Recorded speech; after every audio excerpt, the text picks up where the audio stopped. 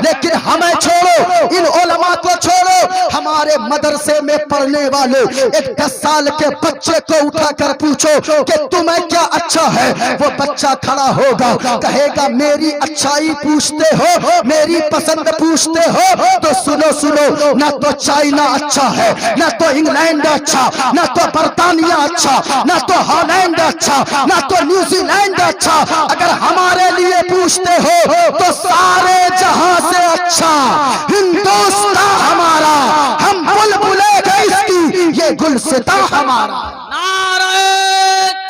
सच बताना, पूरे हिंदुस्तान में सबसे बड़ा उर्स अगर किसी का होता है वो आला हजरत का उर्स होता है। क्या आला हजरत के उर्स में हमने कोई कभी बोर्ड लगाया कि इस उर्स में कोई नहीं आ सकता है या फला नहीं आ सकता है? मखदूम सिमनानी का किछौछा में उर्स होता है, क्या हमने कोई बोर्ड लगाया? नहीं लगाया। वारिस देवा का, साबिर पाक का, अरे इनकी बातें तो अलग है। ख्वाजा गरीब नवाज का उर्स अजमेर की धरती पर होता है, क्या हमने कभी कोई बोर्ड लगाया या किसी ने कोई बोर्ड लगा हुआ देखा कि फला धर्म के लोग यहाँ नहीं आएंगे? नहीं नहीं। अरे हम तो मोहब्बत बांटते हैं, तुम कहते हो मुसलमानों को देश से प्रेम नहीं है। अरे हम तो मोहब्बत ऐसी बांटते हैं, हम कहते हैं चांद तारे गगन की जीनत है, फूल कांटे पवन की जीनत है, और हिंदू मुस्लिम को इस वतन में साथ रहने दो, ये हमारे वतन की जीनत है। अभी मैं बताऊंगा, इंशाअल्लाह आपको गुफ्तगू सुनेंगे, आपका ईमान ताजा हो जाएगा। अगर आप सुनना चाहते हैं, मैं एक मंत्र पढ़ देता हूं। पढ़ दूं? अरे बोलिए ना भाई, पढ़ दूं?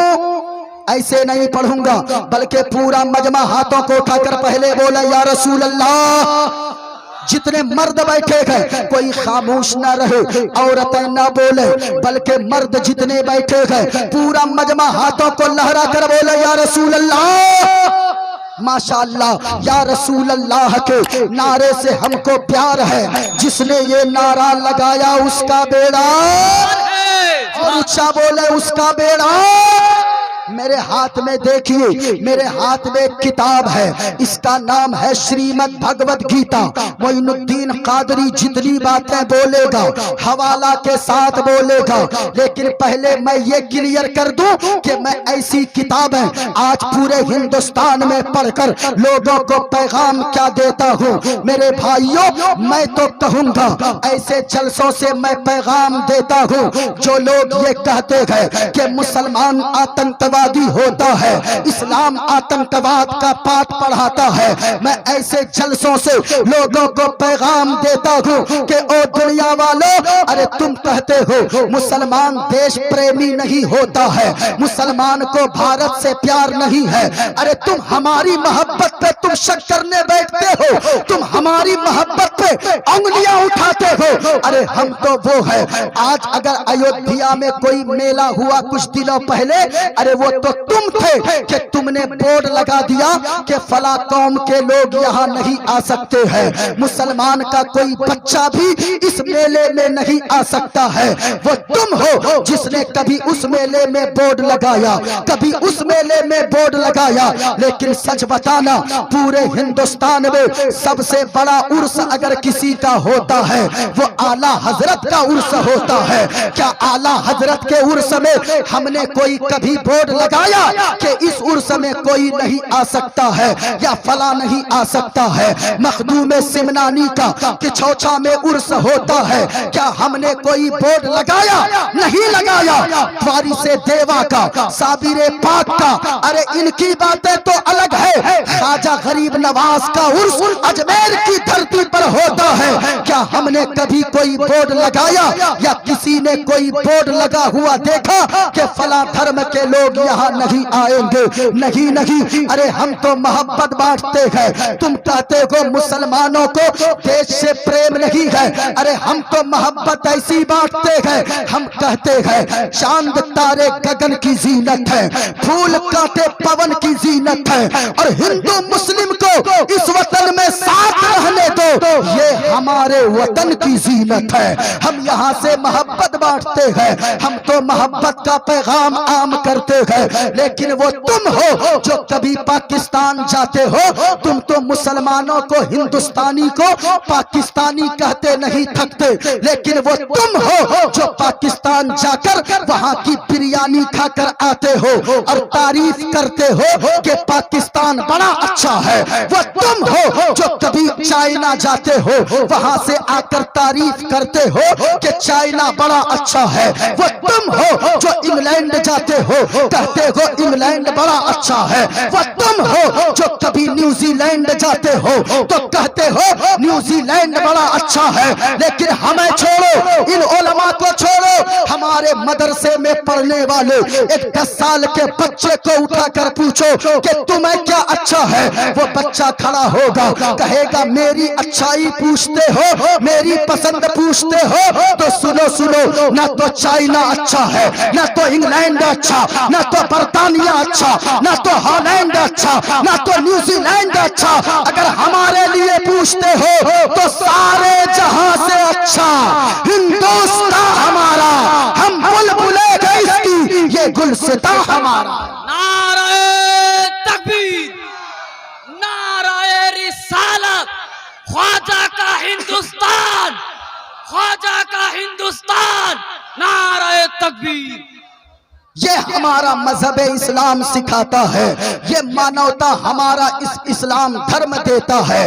लेकिन याद रखना, आज जो लोग एतराज करते हैं और कहते हैं कि मेरे भाई ये मुसलमान तो भड़क जाते हैं, कभी मौला मुफ्ती सलमान अजहरी को जेल में डालो कि मुसलमान डर जाएंगे, कभी कमर गनी उस्मानी साहब को जेल में डालो ताकि मुसलमान डर जाएंगे। याद रखना, तुम हमें हमारे बाप के नाम से डराओगे तो हो सकता है मुसलमान बाप के नाम से डर जाए। अगर माँ को कुछ करके यानी कैद में डालकर ये धमकी देकर डराओगे तो हो सकता है मुसलमान का बच्चा डर जाए। लेकिन याद रखना, मुसलमान के बच्चों को अगर मदीने वाले मुस्तफा के इश्क से अगर रोकोगे तो याद रखना ये मुसलमान इसे कभी बर्दाश्त नहीं करेंगे। क्योंकि हम तो वो हैं जो लोग कहते हैं कि मौलाना भड़क जाता है या फला मुसलमान भड़क जाता है। अरे नहीं नहीं, हम तो यहाँ से ऐलान करते हैं, हम अपने बाप के नाम पर नहीं भड़कते हैं। अपनी माँ को गाली अगर कोई दे दे, हमारी माँ को, हम इसको भी बर्दाश्त करते हैं। मैं अपनी बात बताऊं, मैं अगर कभी ट्रेन में चलता हूँ, रेलवे स्टेशन पे हिंदुस्तान के हालात ऐसे हैं, रेलवे स्टेशन पे कोई मुझको टोपी और दाढ़ी देखकर कुछ बग देता है, अल्लाह की कसम मैं उसे जवाब नहीं देता हूँ। अगर मैं चाहूँ फौरन पलट के उसे जवाब दे सकता हूँ, लेकिन मैं जानता हूँ मेरा साथी मामला है, इसमें उलझना बेकार है। और मैं ये कहता हूँ हमें जितनी गालियां देनी है दे दो, हमारे बाप को गालियां दोगे हम बर्दाश्त करेंगे, हमारी माँ को गालियां दोगे हम बर्दाश्त करेंगे। लेकिन अल्लाह की कसम, अगर मदीने वाले मुस्तफा की शान में अदना सी गुस्ताखी करोगे तो याद रखना हम अपने खानदान को क्या, अपनी जान को भी मदीने वाले मुस्तफा के नाम पर कुर्बान करने को तैयार है। क्योंकि मदीने वाले मुस्तफा से इश्क करना आला हजरत ने हमें सिखाया है कि दुनिया वालों जब तक जिंदा रहो ये कहते रहो या रसूल अल्लाह, जमीनो जमा तुम्हारे लिए, मकीनो मका तुम्हारे लिए, चुनीनो चुना तुम्हारे लिए, बने तो जहां तुम्हारे लिए, दहन में ज़बा तुम्हारे लिए, बदन में है जान तुम्हारे लिए।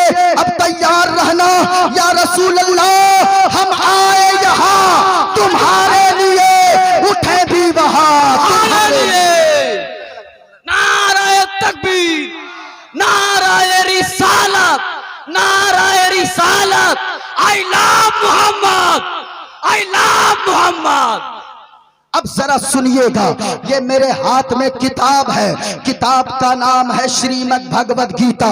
अगर आपकी तवज्जो होगी तो मैं साबित करूंगा कि पूरी दुनिया में अगर सबसे कोई सुंदर मजहब है तो वो मजहब है, ऊंचा बोले पूरा मजमा, वो मजहब है। इस्लाम है। जरा सुनिएगा। लेकिन मेरे भाई, आपको अपने किरदार से, हमें अपने कैरेक्टर से, हमें अपने अखलाक से, हमें अपने जीवन से ये साबित करना होगा कि मजहब इस्लाम सुंदर मजहब है। हमारा लिबास ऐसा होना चाहिए, हमारा चेहरा ऐसा होना चाहिए, हमारी जबान ऐसी होनी चाहिए कि दूसरा अगर कोई देखे तो ये कहने पे मजबूर हो जाए, जब मुस्तफा का गुलाम इतना अच्छा है तो इनके आका मदीने वाले कितने अच्छे होंगे। ये हमें साबित करना होगा। गौर से सुनिएगा। मेरे हाथ में जो किताब है, एक मंत्र मैं पढ़ने जा रहा हूँ। किताब का नाम है श्रीमद् भगवद गीता, पेज नंबर 154 है। इसमें लिखा है, वायुर्देयर्मुगुणी वरुणा शशंक प्रजापतिष्ठं पर पितामहश्च नमो नमस्ते सुशाहस्कृता पुनश्च भूयो नमो नमस्ते अधर्माभिभवत् कृष्णा प्रदुष्यन्ति कुलस्त्रीभ्यः स्त्रीषु दुष्टासु वाणिश्ने जायते वर्णशंकर यो माम जमनादिं चवेत्ति लोक महेश्वरम असम्मूढ़ा समर्थेषु सर्वपापै है परमुच्यति गणेश्यं चरणं शीशमनं शशांकं चरणं शीशमनं पर्वतं चरणं शीशमनं गंगाजलम स्नानं पंडितम गौदानम स्वाहा। कल की अवतार न्यार पंतम पृथ्वी मध्यम और वसिक्यारतम बलवन स्वानम नम नखीयम पुष्पपनम तपस्यम वीरम महावीर गुरुं प्राणम प्रादीपम सो विष्णुवेशम स्वरूपम असुमासुगमारूहा देवोदत्तम जगतपति असिना साधु अष्ट आश्चर्य गुणवती गिरीह नीलगंधा अति ज्योतिर्मय प्रकाशम नतमस्तक भूमिष्ठम प्रभु गुणगानम नाभपुरीता लीड गच्छदीन प्राक्रम पवित्रम गंगा स्नानम मति पवित्रम पवित्रम पवित्रम। और लोगों, मदीने वाले मुस्तफा ऐसे है। सैयदुल अंबिया की शान का क्या कहना, इमामुल अंबिया के मर्तबे का क्या कहना। हम और आप तो नाम लेते ही है, लेकिन गैरों को भी हमने हुजूर की तारीफ करते देखा है। अब जरा सुनना। एक पंडित है, नाम है पंडित सोमनाथ वर्मा। वो पंडित जब चलता है, एक हाथ में त्रिशूल रखता है, एक हाथ में छोटा सा लोटा रखता है, माथे पे चंदन का टीका लगाता है। वो पंडित जब चलता है कुछ और बोलता है, लेकिन जब जबान खोलता है तो फिर मुस्तफा मुस्तफा बोलता है। और वो पंडित कहता है, लोगों शरणय गुरु निमगा सुख सागर अत्याचार मगा शुभ सागर चरणन है गुरु नाम उजागर कृपा करोगे शुभ नाम सुख सागर गुरु हर कृपा मनोहर पावे अत्याचार मगा सुख पावे। और जय गुरु नाम नमे कर जय बिना मोहम्मद पार न होए। अब जरा सुनिएगा। कबीर दास है, कबीर दास आ गए। कबीर दास ने कहा, क्या मैं भी कुछ बोलूं? कहा के बोले। कबीर दास ने अपने मुंह को खोला और बोला तो ऐसा बोला। कहा, लोगों इस्लाम ने जो बताया है वही सही है। कहा, क्या बोला? कबीर दास ने कहा, इस धरती पर बसने वाले हैं जितने इंसान, अरे रगत सभी का एक ही रंग है, रगत सभी का एक ही रंग है। सब रखते हैं जान, सब रखते हैं जान। और जिसने सबको जन्म दिया है बड़ी उसी की शान। अरे दूजा नहीं है महान रे मोरख, दूजा नहीं है महान, दूजा नहीं है महान। और पढ़ूंगा, लेकिन एक साथ अगर और पढ़ दूंगा एक साथ में मिला के, तो फिर आप लोग सुबह में मुफ्ती साहब को पकड़िएगा और कहिएगा रात में मौलाना बुलाए थे कि पंडित जी बुलाए थे। हाँ? हाँ एक जगह हुआ है, हम ये मंत्र पढ़े लंबा 15-20 मिनट तक पढ़ते रहे। एक लड़का खड़ा हो गया, नारा लगाने लगा बीच से, नारे तकबीर, नारे रिसालत, पंडित मोइनुद्दीन चतुर्वेदी। हमने कहा तुमने हमको पंडित क्यों कहा जी? कहा कि हजरत इतना पढ़ते हैं, 15-20 मिनट तक पढ़ते रहते हैं। हमने कहा मैं तो हुजूर का दीवाना हूँ और मैं हर वक्त हुजूर के नाम पर ये कहने वाला हूँ, ये दिल इश्क़ नबी में गर मचल जाए तो अच्छा है। ओ भाई, कोई कहता है ताजमहल अच्छा है, कोई कहता लाल किला अच्छा है, कोई कहता दार्जिलिंग की हरियाली अच्छी है, कोई कहता है कश्मीर की वादी अच्छी है, लेकिन जो मुस्तफा के दीवाने होते गए वो ये कहते गए ये दिल इश्क़ नबी में गर मचल जाए तो अच्छा है, ये दिल इश्क़ नबी में गर मचल जाए तो अच्छा है। और मोहम्मद कहते कहते दम निकल जाए तो अच्छा है, मोहम्मद कहते कहते दम निकल जाए तो। वाह वाह वाह वाह, क्या कहना है, लाजवाब। जिंदाबाद जिंदाबाद। अच्छा एक बात बताइए, अभी एक नारा कुछ दिनों पहले हर एक की जबान पे था, आई लव मोहम्मद। ऊंचा बोले ऊंचा बोले, अब तकरीर शुरू हो रही है। क्या जबान पे नारा क्या था? I love Mohammad. और ऊंचा बोले आई लव मोहम्मद। मोहम्मद। बच्चा भी कह रहा था आई लव। अच्छा जितने लोग एक मर्तबा हाथों को उठाकर बोले सुभान अल्लाह। सुभान अल्लाह। मेरे मौला जितने लोगों ने हाथों को उठाया है उन्हें 1 साल के अंदर करोड़पति बना देना है। एक और दुआ दे दूं, एक और चांस देता हूं। मेरे मौला जो लोग शुरू से आखिर तक बैठे रहे, गुफ्तगू समाअत करते रहे, उन्हें कुछ दिखाना ना दिखाना, लेकिन हुजूर का गुंबदे खदरा जरूर दिखा देना। सुभान अल्लाह सुभान अल्लाह। ओ भाई एक बात बताऊं, इससे बड़ी दुआ मेरे पास पूरी रात में नहीं हो सकती है। क्योंकि अल्लाह ने अगर आंखें दिया है ना, आप ताजमहल बाद में देखो, लाल किला बाद में देखो, हरियाली हिंदुस्तान की बाद में देखो, दुनिया के नजारे बाद में देखो, हुजूर के गुंबदे खदरा को पहले देखो। क्या बात है, वाह। क्योंकि जो हुजूर के मदीने से आता है वो ये गुनगुनाता है, अपना सब कुछ गुंबदे खजरा कल भी था और आज भी है। पूरा मजमा बोलिए आज भी है। क्या बोलना है? ऊंचा बोले क्या बोलना है? आज भी है। अच्छा इधर वाले सोच रहे हैं कि सामने वाले फंस गए हैं। आप लोग काहे नहीं बोल रहे हैं? कोई देखे ना देखे, मदीने वाले मुस्तफा देख रहे हैं। इस नीयत से पूरा मजमा अच्छा ऐसे नहीं, ये देखे मेरे हाथ में है ये गुंबदे खदरा। आय हाय हाय हाय, कितना खूबसूरत है गुंबदे खदरा। कभी जाकर देखना लोगों। मैं तो आपसे भी कहूंगा नौजवानों, ये गुटकों में पैसे को बर्बाद मत करो, ये चाय की चुस्की में पैसों को बर्बाद मत करो। माँ बहनों तुमसे भी कहूंगा, अगर आप भी हुजूर का मदीना देखना चाहती हो तो कीमती साड़ियाँ की फरमाइश न करो, कीमती सलवार सूट की फरमाइश न करो, कंगन पाजेब ना मांगो, बल्कि अपने शौहर को कहो, ए मेरे शौहर नामदार, हमें आपसे कुछ नहीं चाहिए, मैं फटे पुराने कपड़े पहनकर जिंदगी गुजार लूंगी, मुझे कंगन नहीं चाहिए, मुझे पाजेब नहीं चाहिए, मुझे यानी के सोना चांदी हीरे जवाहरात नहीं चाहिए, बल्कि शौहर को के कदमों से लिपट जाना और कहना ओ मेरे सरताज हमें कुछ नहीं चाहिए, अगर मुझसे सच्ची मोहब्बत करते हैं हमें कुछ दिखाओ ना दिखाओ, लेकिन हुजूर का गुंबदे खदरा जरूर दिखा दो, क्योंकि हमने सुना है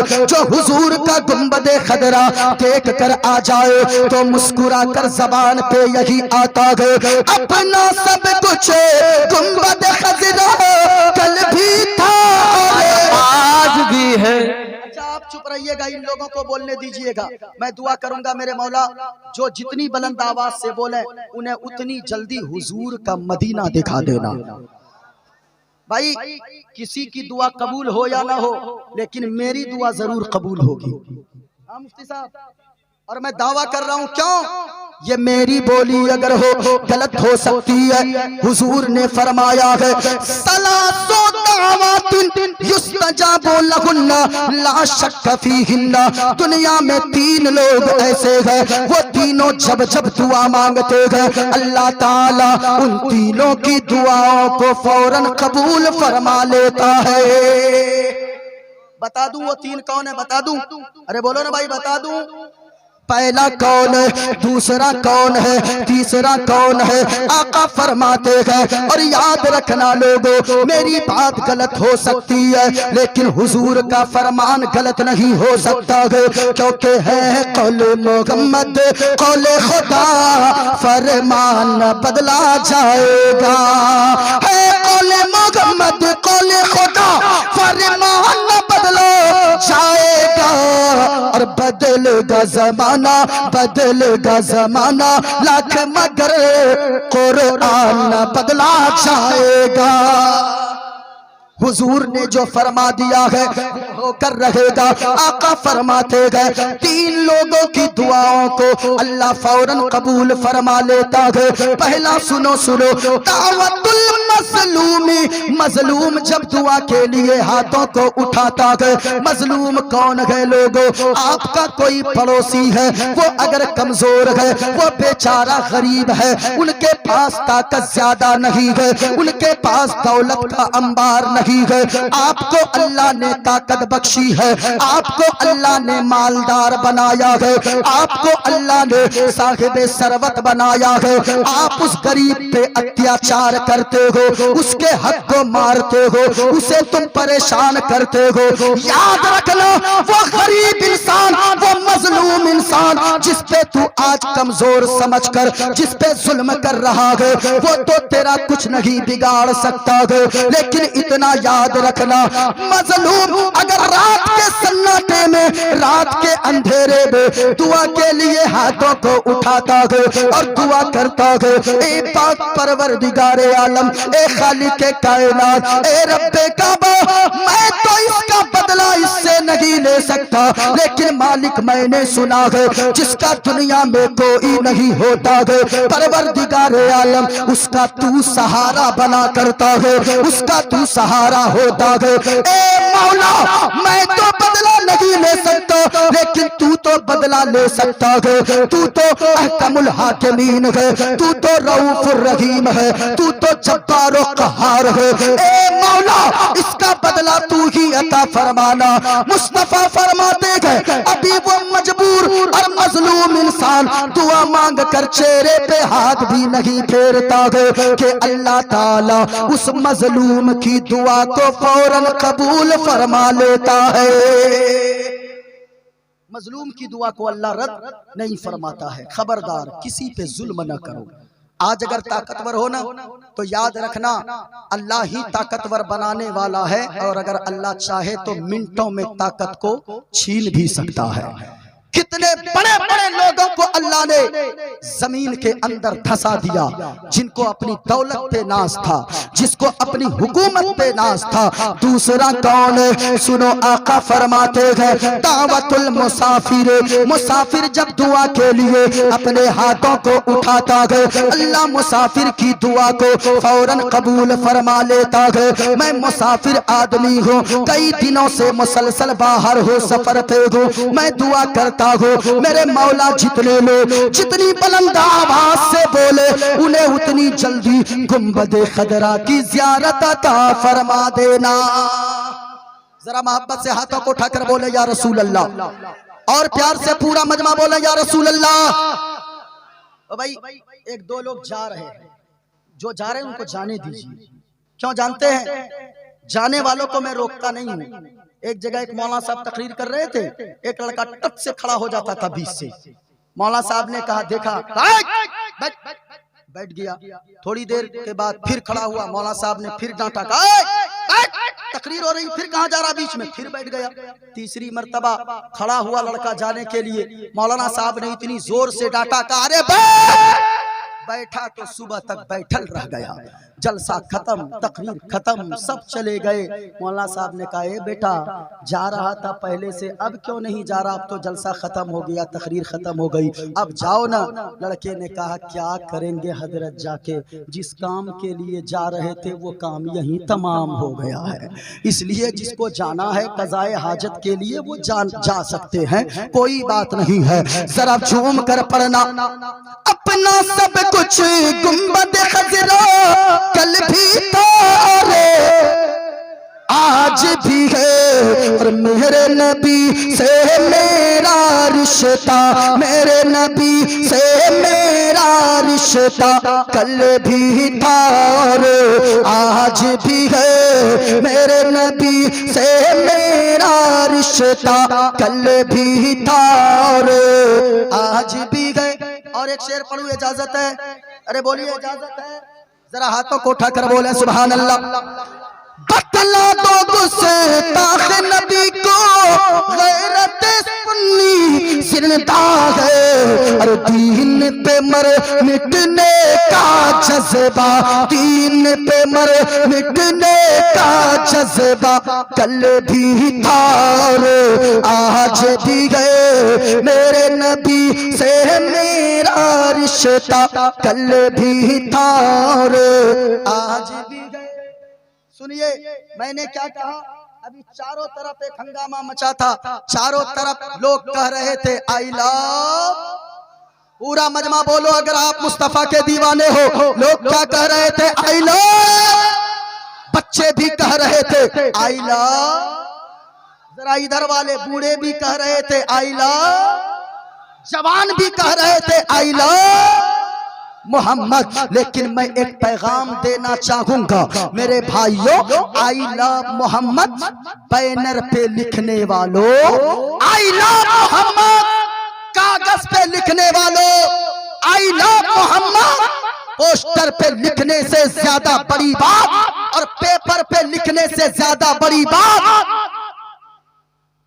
पोस्टर और बैनर पे, छत की दीवार पे आई लव मोहम्मद लिखने से बड़ी बात ये होगी अपने दिल की तख्ती पर आई लव मोहम्मद लिखो, अपने किरदार में आई लव मोहम्मद लिखो, अपनी सीरत में आई लव मोहम्मद लिखो, अपने किरदार में आई लव मोहम्मद लिखो। जिस दिन दिल के अंदर तख्ती पे आई लव मोहम्मद लिखना आपने शुरू कर दिया तो याद रखना होगा क्या, ये कागज पे आई लव मोहम्मद लिखो, दुनिया का कोई शातिर इंसान इस कागज को फाड़ सकता है। बैनर पे आई लव मोहम्मद लिखोगे, दुनिया का कोई शैतान उसे फाड़ सकता है। अगर कागज और पोस्टर पे आई लव मोहम्मद लिखोगे, उसे कोई दुनिया का इंसान फाड़ सकता है। अगर छत की दीवार पर अगर आई लव मोहम्मद लिखोगे, दुनिया का कोई इंसान फाड़ सकता है। लेकिन याद रखना, अगर जिस दिन हम और आपने दिल के अंदर आई लव मोहम्मद लिखना शुरू कर दिया, दुनिया में किसी माँ ने ऐसे लाल को जन्म नहीं दिया है जो हमारे और मुसलमानों के दिल को फाड़ सके। क्योंकि जब दिल के अंदर आई लव मोहम्मद होगा, किरदार में आई लव मोहम्मद होगा, सीरत में आई लव मोहम्मद होगा, अखलाक में आई लव मोहम्मद होगा, फिर जब जबान पे आई लव मोहम्मद आएगा तो यही मचल कर कहोगे ये इस्लाम सीना पसीना न होता, का ऐसा करीना न होता, और जमी आसमां चांद सूरज सितारे मोहम्मद न होते तो कुछ भी न होता।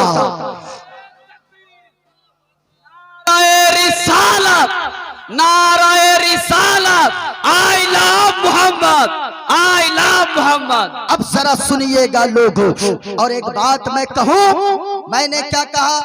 पोस्टर पे आई लव मोहम्मद लिखने से ज्यादा बड़ी बात ये होगी अपने दिल की तख्ती पे आई लव मोहम्मद लिखो। जिसके दिल में आई लव मोहम्मद होगा, सच बताना वो कभी झूठ बोल सकता है क्या? जिसके दिल में आई लव मोहम्मद होगा वो कभी झूठ नहीं बोलेगा। जिसके दिल में आई लव मोहम्मद होगा वो कभी सूद नहीं खा सकता है। जिसके दिल में आई लव मोहम्मद होगा वो कभी नमाज नहीं छोड़ेगा। जिसके दिल में आई लव मोहम्मद होगा वो कुछ भी हो जाए दूसरे के हक नहीं मार सकता है। मेरे भाई आजकल तो यहाँ तक हो रहा है मुफ्ती साहब, लोग दूसरों के हक मारते मारते अपनी बेटियों का भी हक मारना शुरू कर दिए। हमने यहाँ तक देखा है अगर बेटी ने 1 कट्ठा जमीन मांगा है तो बाप बूढ़ा इतना नाराज हो गया कि 10 साल तक अपनी बेटी के दरवाजे पर कदम रखना छोड़ दिया है। क्यों? इसलिए कि बेटी ने 1 कट्ठा जमीन मांगा है। ओ बेटियों से चिढ़ने वालों और बेटियों के सारे हक को मार कर अपने बेटों को देने वालों, अरे ये बेटियां हैं। कुरान ने क्या कहा है? बेटियां वलैसा सकरु कल उनसा, बेटा बेटी की तरह नहीं हो सकता है। बेटा बेटी की तरह नहीं हो सकता। क्यों नहीं हो सकता है? हमने तो देखा है कि कितने ऐसे जनाजे को कि 3 बेटे हैं, 1 बेटा खड़ा हो गया और कहने लगता ओ मोहल्ले वालों खबरदार, कोई मेरे बाप के जनाजे को उस वक्त तक नहीं उठाएगा जब तक के मकान का बंटवारा न हो जाए, जब तक के जमीन का बंटवारा न हो जाए, जब तक के गाड़ी का हिस्सा न लग जाए।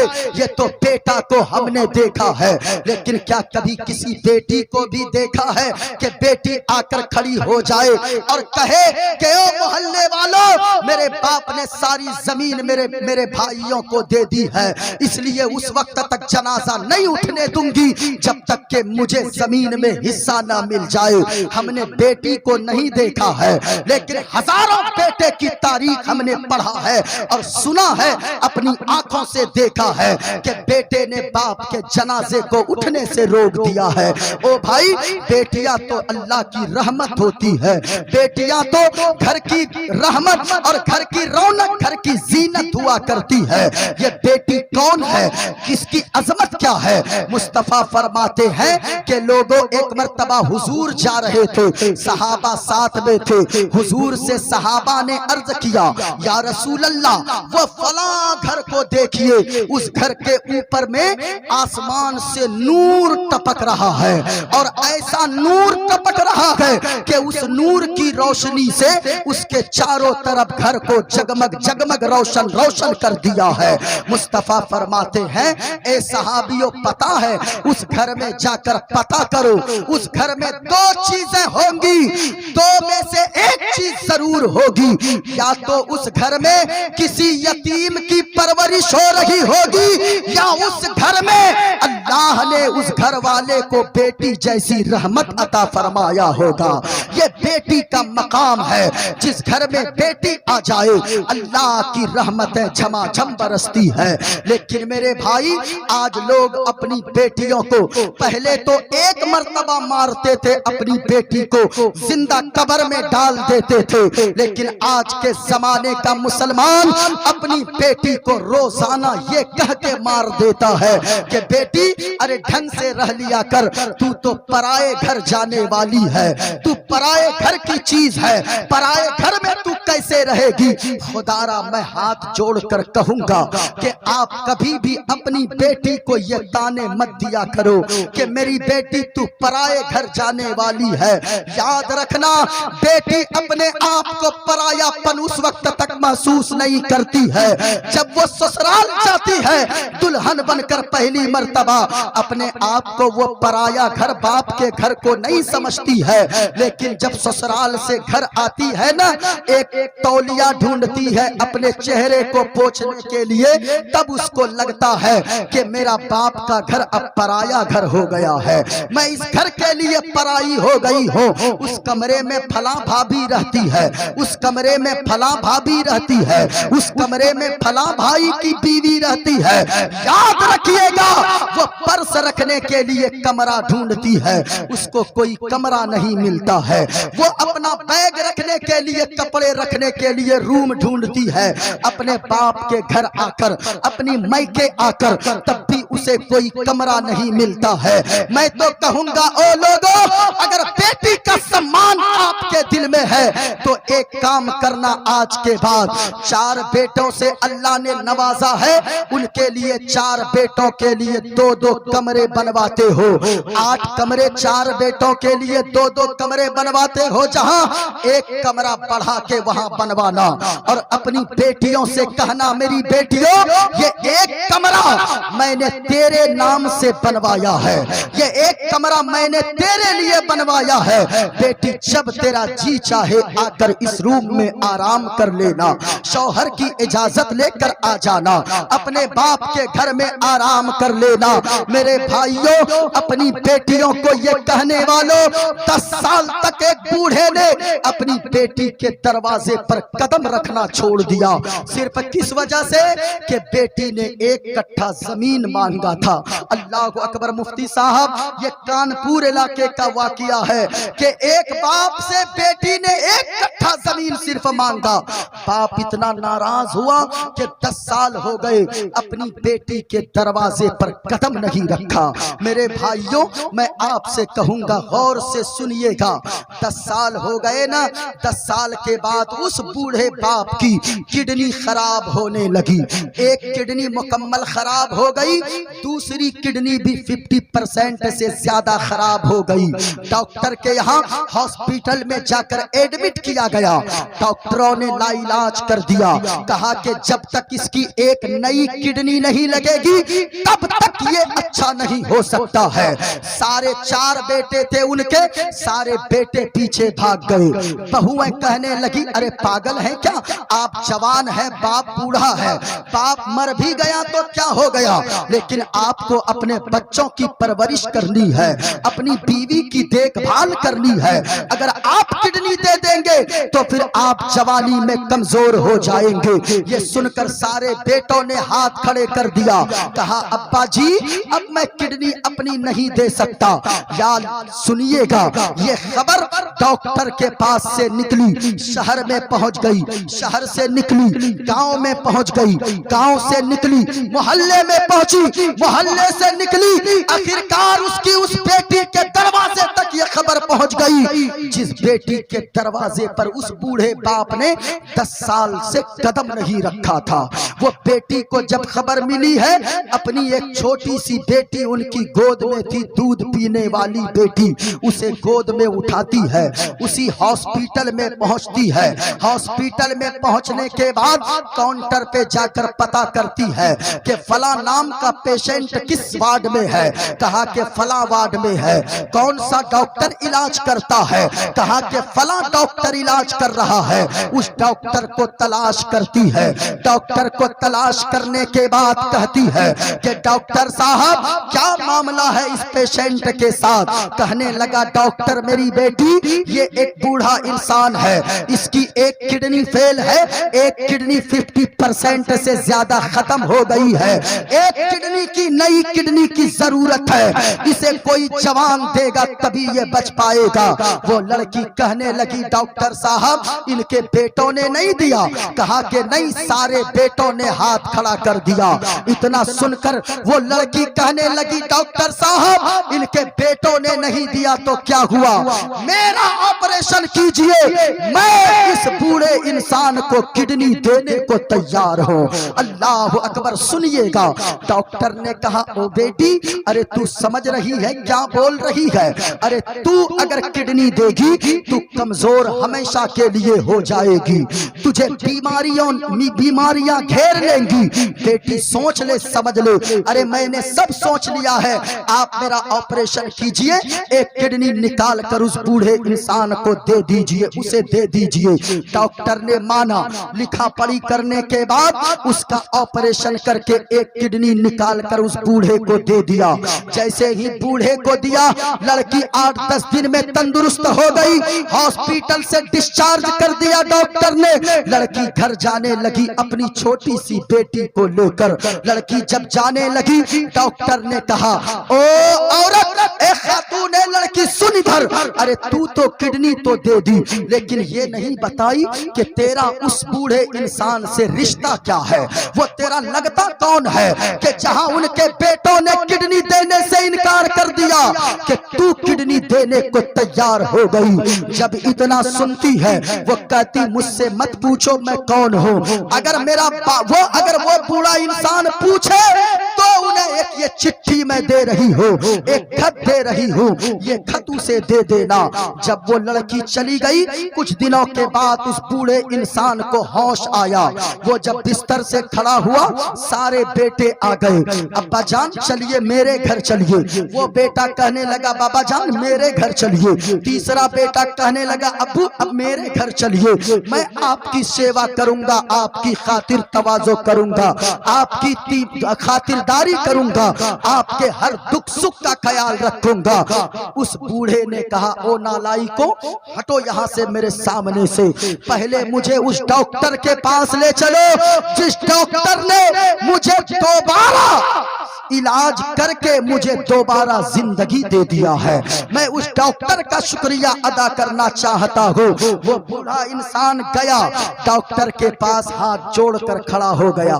डॉक्टर साहब, मैं आपका एहसान जिंदगी भर नहीं भूलूंगा। आपका शुक्रिया मैं अदा करता हूँ कि आपने मुझे नए से खड़ा कर दिया है, दोबारा चलने के काबिल कर दिया है। अब सुनिएगा डॉक्टर का जवाब। डॉक्टर ने कहा कि ओ बूढ़े इंसान, अरे शुक्रिया ही अदा करना है तो इस डॉक्टर का शुक्रिया मत अदा करो, बल्कि अगर शुक्रिया अदा करना है उस लड़की का शुक्रिया अदा करो जिसने अपना किडनी तुम्हें देकर चली गई है। अल्लाह अकबर। कहा कि कौन थी वो लड़की, कोई पता तो होगा। कहा कुछ तो नहीं बताई है, एक चिट्ठी, एक खत हमें देकर गई है, ये कागज में कुछ लिखा हुआ है, पढ़ लो खुद ही। जैसे ही पढ़ा उस बाप ने, उनके नीचे से जमीन हिलने लगी। उस खत में लिखा था, बाबा जान आपकी मैं कोई और नहीं हूँ, बल्कि जो किडनी आपको देकर जा रही हूँ आपकी वही बेटी, वही गुड़िया, वही बदकिस्मत बेटी हूँ जो एक कट्ठा जमीन आपसे मैंने मांगा था, तो 10 साल हो गए आपने मेरे दरवाजे पर कदम नहीं रखा है। अल्लाह अकबर।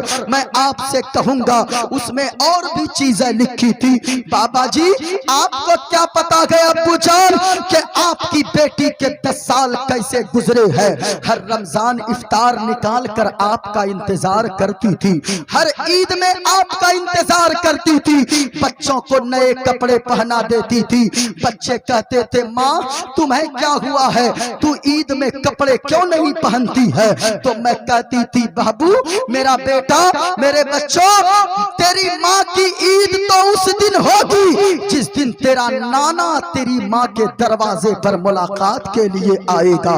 उस दिन तेरी माँ ईद का दिन मनाएगी। अल्लाह अकबर।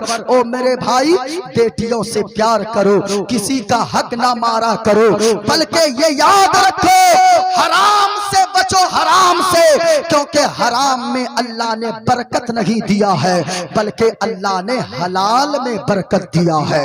हलाल में बरकत है, हराम में बरकत, पूरा मजमा बोलो, हराम में बरकत नहीं है, हलाल में बरकत है। लेकिन मेरे भाई आज होता क्या है, आज लोग ये समझते हैं शॉर्टकट से अगर पैसे न कमाए जाए तो फिर हम मालदार कैसे होंगे, हम तो गरीब ही रह जाएंगे। खबरदार खबरदार।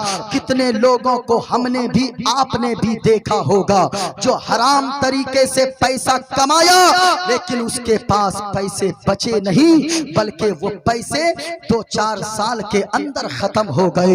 हलाल कमाइए, अगर हलाल की कमाई करेंगे तो थोड़ी सी भी दौलत अगर अपने बच्चों के लिए छोड़कर जाएंगे, उसी में अल्लाह इतनी बरकत देगा, इतनी बरकत देगा कि अल्लाह दुनिया में आपके बच्चे को मालदार भी बना देगा, मरने के बाद जन्नत का हकदार भी बना देगा।